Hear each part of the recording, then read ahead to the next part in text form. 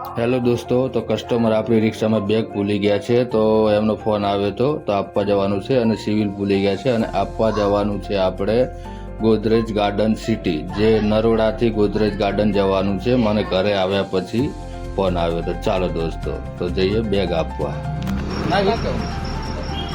આ જે બેગ છે જે દાદા ભૂલી ગયા હતા રિક્ષામાં અને દાદાનો ફોન આવ્યો તો પછી તો હું એમને અત્યારે બેગ આપવા આવ્યો છું.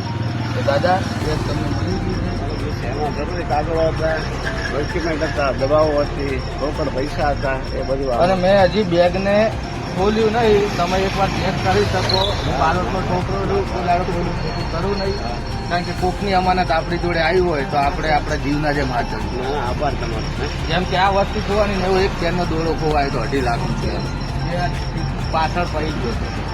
અને એ આવ્યો તો છે ઘુમા, નરોડાથી ઘુમા આપવા છે. અને પૈસા કરતા તે ડોક્યુમેન્ટ બધા કિંમતી કાગળો જરૂરી તમે ચેક કરી લો દાદા. ના ના, તમે ચેક કરી લો. ચેક કરવું જરૂરી, કાગળો બધા કારણ કે આપણે હજી કશું હલાવ્યું નથી.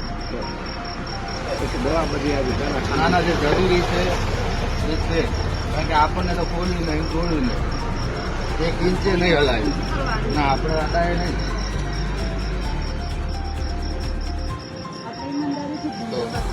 ₹10,000 હતા આમાં. અરે હું તો કહું લાખ રૂપિયા હોય તો અમારે દાદા કોઈ કામના નહીં. ઈમાનદારીનો રૂપિયો લેવાનો, બાકી 2 માંગી.